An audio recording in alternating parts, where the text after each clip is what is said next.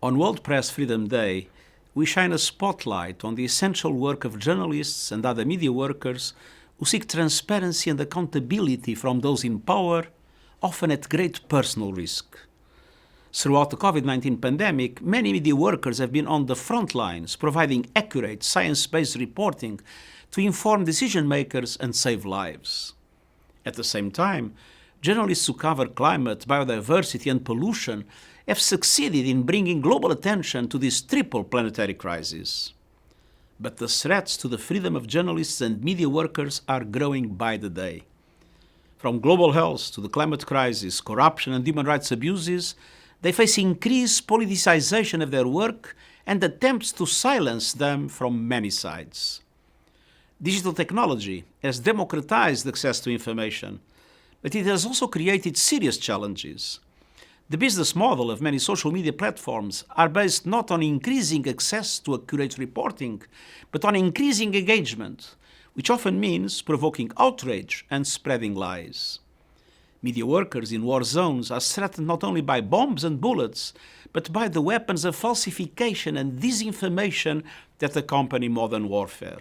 They may be attacked as the enemy, accused of espionage, detained or killed, simply for doing their jobs.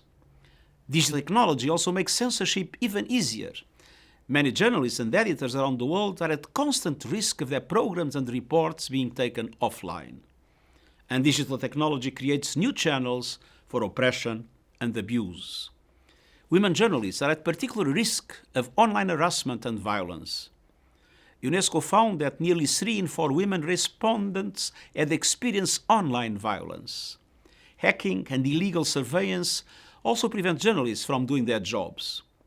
The methods and tools change, but the goal of discrediting the media and covering up the truth remains the same as ever. And the results are also the same. People and societies that are unable to distinguish fact from fiction and can be manipulating in horrifying ways. Without freedom of the press, there are no real democratic societies. Without freedom of the press, there is no freedom. The United Nations is working to support journalists and media workers everywhere. 10 years ago, we established a plan of action on the safety of journalists to protect media workers and end the impunity for crimes committed against them. On World Press Freedom Day, we honor the essential work of the media in speaking truth to power, exposing lies, and building strong, resilient institutions and societies. We call on governments, media organizations, and technology companies everywhere to support these crucial efforts. Thank you.